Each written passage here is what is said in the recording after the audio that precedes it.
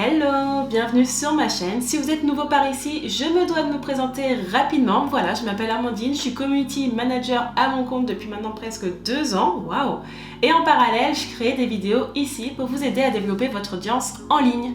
Et aujourd'hui, je suis grave contente de faire cette vidéo parce que je vais vous partager les backstage de mon organisation. Et tout ça, ça se passe sur Notion.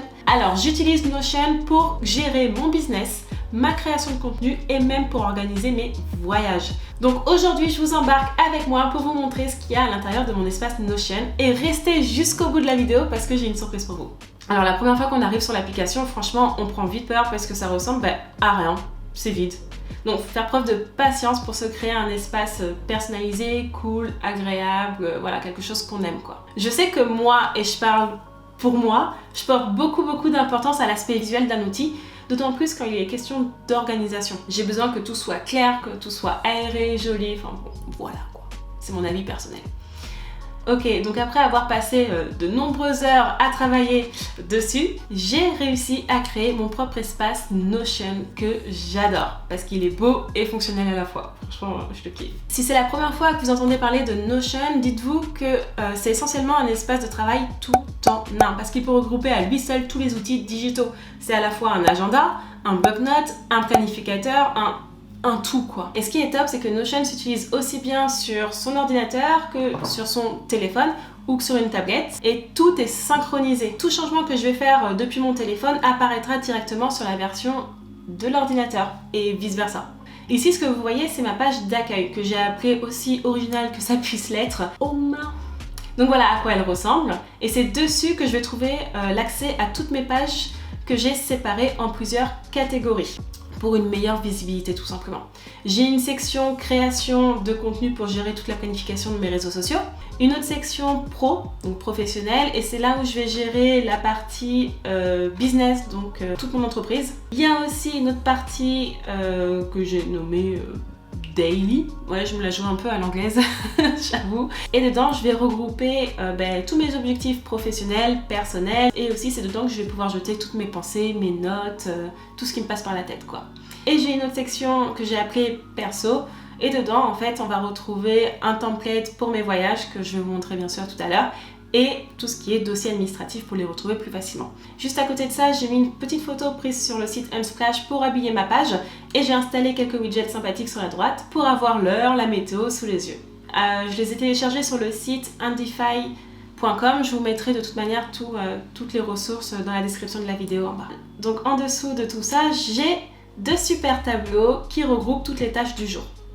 Je vous expliquerai un peu mieux plus tard dans la vidéo, mais toutes les tâches qui s'ajoutent ici s'ajoutent automatiquement. C'est pas moi qui vais les marquer. Alors je peux si jamais j'ai quelque chose qui se rajoute à la dernière minute, mais c'est pas le but.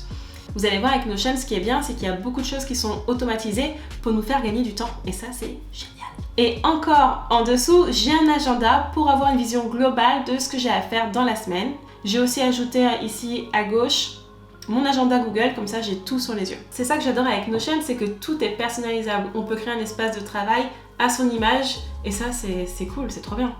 Ok, alors on va remonter et on va commencer avec la première section, création de contenu, les réseaux sociaux. Et voici le template que je me suis créé et c'est là où je planifie tous mes contenus pour YouTube, Instagram, TikTok, etc. On y retrouve 3 espaces dédiés pour chacune des plateformes que j'utilise, donc c'est ici. Ensuite, quand je descends un peu plus bas, il y a sur la droite ici tous les liens de mes réseaux sociaux qui sont répertoriés. Et là, il y a des pages que j'appelle des pages utiles qui vont regrouper les hashtags, mes liens d'affiliation. Et vous voyez, c'est top parce que moi, quand j'ai besoin d'un de ces liens, j'ai pas besoin d'aller chercher par-ci, par-là, il y a tout sous mes yeux. Pareil pour tout ce qui est logo, code couleur, police, tout ce qui concerne l'image de ma marque, j'ai tout au même endroit, juste ici. Et là, il y a ici les objectifs que je me mets pour mes réseaux sociaux. Voilà. Ensuite, sur la gauche, on a un calendrier, mon calendrier de contenu qui est tout simplement une base de données liée. Ok, donc dans la théorie, on sait ce que c'est une base de données. Mais dans la pratique, ce terme peut vite devenir un peu flou. Alors pour résumer simplement, une base de données, c'est un ensemble d'informations regroupées au même endroit. Dans Notion, par exemple, une base de données va souvent se présenter sous forme de tableau. On va y ajouter des infos telles que la date d'échéance, la personne en charge du projet, les contacts, etc. Donc ça, c'était la base de données. Et quand on parle de base de données liée, ça veut dire qu'on va tout simplement afficher le contenu de cette base de données à un autre endroit. Et ce qui est bien avec ces bases de données liées, c'est qu'on peut ajouter des filtres pour choisir d'afficher un seul type d'information. Par exemple, moi dans mon calendrier, j'ai choisi d'afficher que les posts qui sont prêts. Voilà. Alors pour que vous puissiez mieux comprendre, je vais remonter en haut de la page et aller sur une page d'un réseau social. Je choisis, je vais prendre la première, YouTube. Et en fait, c'est ici que je vais mettre toutes les idées de contenu qui me viennent à l'esprit. Voilà à quoi ça ressemble. Là, je vais pouvoir ajouter toutes les idées de contenu que j'ai en tête. Je vais vous donner un exemple. J'ai comme idée de faire un Notion Tour. Bon, c'est un peu ce que je suis en train de faire dans la vidéo d'aujourd'hui, mais c'est juste pour vous donner l'exemple. Voilà, je marque mon idée Notion Tour, mais je vais aller plus loin, je vais pas laisser juste ça comme ça. Je vais cliquer dessus et ça va m'ouvrir une fenêtre et je vais pouvoir marquer toutes les informations sur ce post-là. La deadline, je ne sais pas parce que j'ai pas encore bien réfléchi au post. Pour l'instant, c'est qu'une idée. La date de publication, pareil, pour l'instant, je ne sais pas trop. Par contre, ce qui va m'intéresser, ça va être de créer un template. Donc ici, j'ai créé plusieurs templates selon le réseau social qu'on va utiliser. Là, notamment, c'est une vidéo YouTube, donc je vais cliquer sur YouTube. Donc ce qui va se passer, c'est que je vais avoir plusieurs pages. Une page script pour marquer mon script, tout simplement. Une autre page recherche et notes pour mettre à peu près toutes les recherches que j'aurais fait, comme son nom l'indique forcément. Une page lien, etc. Sur la droite, on va avoir toutes les informations de la vidéo qui vont nous être utiles au moment de la publication. Ensuite, les mots-clés que je vais renseigner sur YouTube, etc., etc. Il y a quelque chose qui est important aussi, ça va être la checklist montage. Donc quand je clique dessus, en fait, on a directement toutes les étapes essentielles à ne pas oublier lors du montage de la vidéo. Voilà, donc ça c'est le template pour les contenus YouTube. Donc, une fois que j'ai renseigné toutes les informations, en tout cas un maximum d'informations sur mon post, je vais pouvoir le faire évoluer au fur et à mesure du temps. Donc, je suis en train d'écrire mon script par exemple, donc je vais le mettre en cours parce que ça y est, c'est plus une idée, mais ça va devenir potentiellement un post. Donc, je le mets en cours. Une fois que mon script est fini, écrit, que tout est prêt pour le montage vidéo, que j'ai tout checké, je vais pouvoir passer cette idée-là juste à côté dans l'onglet à filmer. Voilà, et au fur et à mesure de l'avancée du post, je vais faire un glisser-déposer jusqu'à ce qu'il arrive à l'onglet prêt. Une fois que c'est prêt, je vais pouvoir renseigner du coup la date de publication. Voilà, j'ai envie de publier cette vidéo le 31 août, je dis ça au hasard, hein. Donc je mets ma date. Et là, qu'est-ce qui va se passer? Quand je reviens dans ma page d'accueil réseaux sociaux, je descends et je vois dans mon calendrier que mon post qui est prêt s'est rajouté sur mon calendrier. Autre chose aussi, je retourne sur ma page d'accueil et je vais aller dans Agenda. Alors, c'est pas quelque chose que j'utilise énormément, mais ça peut servir un jour ou l'autre si je veux rechercher un post publié, par exemple, en mai 2022. Voilà, je descends et je retrouve mes posts directement ici. Pour la prochaine étape, on va aller dans la partie business. C'est dans cette section-là que je vais gérer tout simplement mon entreprise. J'ai créé un template spécial pour mon activité de freelance, donc quand je clique dessus, voilà à quoi ça ressemble. On y retrouve une base de données liée, regroupant tous mes prospects, mes clients. Il y a aussi tous les projets clients. Et of course, qui dit projet dit forcément tâches à réaliser pour finaliser le projet.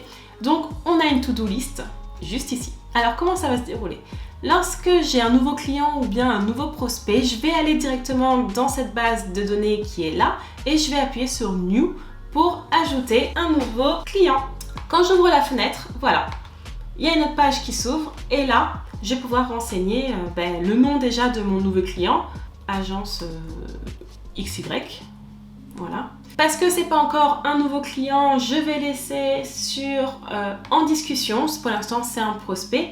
Et une fois que ça deviendra mon client, je vais pouvoir passer le statut en mission en cours. Ensuite, je renseigne toutes les informations sur ce client. Et là, je vais pouvoir aller dans le template nouveau client qui est juste ici. Et là, je vais pouvoir remplir tout cet espace-là. J'ai une partie ici pour ajouter tout ce qui est documents, donc les devis, les factures du client. Je vous ai dit, tout est regroupé au même endroit avec Notion, c'est ça qui est bien. Si vous avez eu des rendez-vous téléphoniques avec ce client, ici vous allez pouvoir marquer tout ce qui a été dit. S'il y a des choses qui sont importantes à marquer, notamment sur la mise en place de la mission, vous pouvez les mentionner juste ici. Et là, si vous êtes community manager comme moi par exemple et que vous devez gérer le réseau social ou les réseaux sociaux du client, vous avez ici un calendrier éditorial et c'est très pratique. Je peux même partager cet espace avec le client concerné, comme ça il peut suivre l'avancement du projet depuis un seul et même espace. Ensuite, on a la partie projet et pareil. Quand on a un nouveau client, on a forcément un nouveau projet, donc on va pouvoir aller dans New et ajouter ce nouveau projet. Ce qui est bien, c'est que tout est relié. Tous les tableaux, toutes les bases de données sont reliées entre elles. Donc, admettons que, on va dire mission en cours. Voilà. Et là, vous allez pouvoir relier le projet à votre client. Donc, c'est mon nouveau client qui s'appelle Agence XY. Donc, je le relie. La tâche, on verra tout à l'heure. Et là, si j'ai besoin, je marque les informations du projet, mais surtout, je renseigne le titre du projet. Création de contenu. Voilà. Et j'ai un nouveau projet qui s'est rajouté ici. Pareil, dans ce projet-là, je vais avoir plusieurs tâches à réaliser. Bon, même principe, on va aller dans Nouveau et on va indiquer toutes les tâches. Donc c'est pour le projet création de contenu, pour le client agence XY, vous voyez, tout est relié. Et la première tâche que j'ai à faire, c'est de prendre photo de l'équipe. Première tâche. Quelque chose que j'ai oublié de préciser, c'est que vous allez pouvoir renseigner l'état d'urgence de la tâche. Si c'est quelque chose de très urgent, voilà, on peut mettre les 3 étoiles pour nous rappeler que c'est à faire absolument. Avec la date de réalisation, et regardez bien, si je mets la date d'aujourd'hui, on est le 26 août, regardez ce qui va se passer. Je vais aller dans mes to-do et qu'est-ce que je vois? Une nouvelle tâche qui apparaît. On revient à nos moutons. Donc voilà, c'est top parce que grâce à ce template, je peux mieux m'organiser et avoir une vision bien plus claire sur ce que j'ai fait pour mes clients et ce qu'il me reste à faire tout simplement pour honorer mes missions avec succès, j'ai envie de dire. Ensuite, il y a la partie business.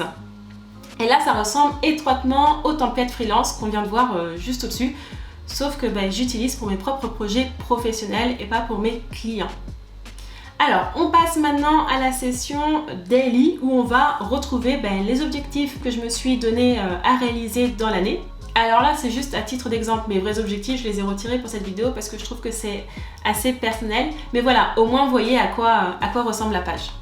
Et pareil, après, j'ai mes notes juste ici où je vais pouvoir marquer, vider mon cerveau dans la journée, marquer tout ce que j'ai envie de marquer, mes courses, bref, tout. Alors... Dans l'étape suivante, on va parler du template voyage. Alors celui-ci, je l'adore. Pour une grande passionnée de voyage que je suis, je pouvais pas ne pas faire de template sur le voyage. C'était pas possible. Donc en cliquant dessus, j'atterris sur cette page-là. Et c'est là que tout commence. J'ajoute la destination prévue que je vais bientôt faire. Donc pour ça, je clique sur New et je vais directement appuyer sur le template ici, Nouvelle destination. Et là, c'est parti pour commencer à organiser le prochain voyage. Voilà à quoi ça ressemble. Alors, pour que ce soit un peu plus parlant, je vais vous montrer le template avec un voyage que j'ai déjà organisé, enfin du moins que j'ai commencé à organiser déjà. Donc, je retourne et je vais dans les îles grecques. Et voilà à quoi ça ressemble. Donc sur la gauche, ici, vous avez tout plein de bases de données. Vous vous rappelez ce qu'est une base de données? On a la checklist voyage qu'on va retrouver aussi sur la droite. Mais rapidement, voilà, je vais cliquer dessus pour vous montrer qu'est-ce que c'est. Donc en fait, dans cette base de données qui est une checklist, c'est tout simple, j'ai répertorié tous les essentiels à mes yeux à emporter lors d'un voyage, tout simplement. Au fur et à mesure que ma valise se remplit, je coche les cases, comme ça moi je suis sûre de ne rien oublier le jour du départ. Donc cette base de données, je la retrouve à droite, juste ici. On a une autre base de données qui est les contacts, les hôtels, des hébergements, etc. Et c'est ici que je vais ajouter toutes les informations des hôtels où je vais séjourner. Séjourner, c'est bizarre comme phrase. En tout cas, c'est les hôtels dans lesquels je vais aller. Je commence à être fatiguée, je crois. Vous avez compris. Ensuite, il y a, of course, toutes les informations du voyage. Alors, qu'est-ce que c'est? Quand je clique dessus, et là, vous dites « Waouh !» beaucoup d'informations. Et en fait, dans cette partie-là, dans cette base de données, tout est relié avec tout. Je retourne en arrière parce que ça prendra plus de sens si je commence par les endroits à visiter. Voilà, j'ai fait mes petites recherches et j'ai vu qu'il y avait certains endroits qui étaient intéressants. par exemple des restaurants, etc. Donc je peux les marquer juste ici sur mon template, comme ça au moins je sais que quand je serai sur place, et ben voilà, j'aurai juste à ouvrir ma page Notion et je vais savoir qu'est-ce qui pourrait être intéressant à faire pendant mon séjour. Donc quand je clique dessus, je vais ajouter le template nouvel endroit. Et là, je vais pouvoir mettre des photos comme ça dans 10 jours quand je reviendrai sur mon template, je vais me rappeler que cet endroit-là, ça ressemble à ça et qu'effectivement, ça serait plutôt cool, vraiment cool d'aller le faire. J'ai aussi rajouté une section articles ici parce que je sais pas vous, mais moi j'adore regarder les articles de blog avec tout plein de conseils sur la destination. Donc au lieu de me dire mince, c'était qui avait marqué ça, c'était quel blog, voilà. Au lieu de rechercher tout ça, j'ai juste à copier-coller l'adresse du blog et comme ça j'ai accès directement. Voilà. Alors quand vous avez des flèches comme celle-ci, c'est tout simplement que Notion va faire le lien avec une autre base de données. Donc là j'ai un lien avec ma base de données voyage, juste pour dire que là où je veux aller, c'est à Santorin. Dépenses, on verra tout à l'heure, et ça aussi on verra tout à l'heure. Chaque chose dans son temps. Voilà, j'ai ajouté mon nouvel endroit, Cozy Cosa, et c'est un restaurant. Voilà, je l'ai ajouté. Je peux même ajouter une petite photo. Alors, on est d'accord, ça n'a rien à voir avec Santorin, mais c'est l'exemple. Ensuite, on a cette base de données là qui sont les dépenses. C'est en fait ici que je vais renseigner toutes mes dépenses, en tout cas toutes celles que je peux prévoir. Par exemple, je sais que mon vol Paris-Santorin va me coûter 190 €. Donc je le mets juste ici. Le prix de l'hôtel aussi, je sais combien ça peut coûter. Les ferries, voilà, j'ai pris mes ferries pour aller d'une île à une île. Je sais que ça va me coûter 40 €. Donc une fois que j'ai ajouté ma nouvelle dépense, je vais pouvoir aller dans cette base de données super intéressante qui est le budget voyage. Alors qu'est-ce que c'est tout ça? Ici c'est là où je vais pouvoir regarder un petit peu où en est mon budget. Et franchement c'est trop bien, je suis trop fière de cette partie, surtout sur ça là, l'état du budget. C'est une formule les gars, je vous jure, c'est trop compliqué. J'ai passé des heures à pouvoir créer une formule qui fonctionne. Ça ne fonctionnait pas, ça ne marchait pas, enfin bref, je sais pas ce qui se passait. J'ai fait des recherches partout, sur internet, sur YouTube, bref, partout. J'ai finalement réussi à créer ma petite formule et je suis trop contente. Du coup, ce que j'ai fait, c'est que je renseigne mon budget pour ce voyage. Admettons, voilà, j'ai un budget de 900 €. Je vais mettre 900 € ici et après, je vais ajouter mes dépenses. Les dépenses en fait que je peux anticiper. Donc le prix de l'hôtel, les vols, ma nouvelle dépense que je viens de mettre, donc les ferries. Donc je fais dans plus et j'ajoute le ferry. Vous voyez ici, je suis à 640 €. Et en cliquant sur ma nouvelle dépense, automatiquement, ça va faire augmenter mes dépenses totales. Ainsi que l'état du budget, bien sûr. Voilà, ensuite, qu'est-ce que j'ai? J'ai tout ce qui est notes rapides, dictionnaire aussi. Qu'est-ce que j'ai à faire avant de partir? Télécharger un film sur Netflix pour ne pas m'ennuyer pendant le vol, etc. Voilà. Ensuite, j'ai la partie dictionnaire qu'on va retrouver aussi ici sur la droite. Donc voilà, je pense qu'au niveau des bases de données, je crois qu'on a fait le tour. Ici, au milieu, on va avoir une map. Ensuite, juste en dessous, on a le planning du voyage. Alors par exemple, moi, j'ai pas encore renseigné énormément de choses. J'ai d'ailleurs rien renseigné. Admettons que je pars le 2 septembre. Voilà, j'ai marqué départ. Charles de Gaulle. Etc. Je vais ajouter un petit icône voyage, avion. Voilà, au fur et à mesure, je vais pouvoir rajouter les dates importantes de mon séjour. Par exemple, j'ai réservé une excursion de bateau avec la compagnie X. Voilà. Donc, au fur et à mesure, je vais pouvoir remplir un petit peu mon planning. Ici, sur la droite, j'ai le temps et l'heure de la destination actuelle où je vais aller. Ce qui est bien avec ce template, c'est que je vais pouvoir le partager avec d'autres personnes. Donc là, par exemple, en Grèce, je pars avec mon chéri et une de mes meilleures copines.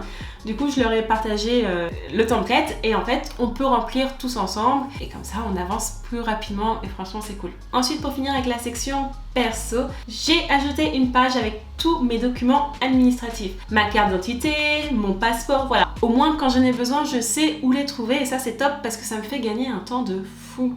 Vraiment. Merci Notion d'exister. Ok, bon, je pense qu'on a fait tout le tour de mon espace Notion. Vous savez maintenant comment j'arrive à organiser ma vie, que ce soit ma vie pro ou que ce soit ma vie personnelle. Vous vous rappelez, en début de vidéo, je vous avais dit que je vous avais préparé une surprise. Donc comme promis, je vous la dévoile maintenant. J'ai mis en ligne tous mes templates pour qu'à votre tour, vous puissiez créer votre propre espace Notion sans y passer des heures et des heures. Juste en un seul clic, vous pouvez avoir les mêmes templates que moi. Donc je vous mets dans la description en dessous de la vidéo le lien pour vous procurer mes templates et les ajouter à votre Notion. Si vous n'avez pas encore l'application Notion, vous pouvez vous créer un compte gratuitement directement depuis le lien que je vous mets en dessous de la vidéo. En tout cas, merci d'avoir regardé la vidéo jusqu'au bout. On va vous dire au revoir. Si vous l'avez aimé, n'oubliez pas de mettre un petit pouce en l'air et de vous abonner à ma chaîne pour voir plus de contenu dans le futur. Donc, on se voit dans la prochaine vidéo et moi, je vous dis à plus tard. Bye! Bye!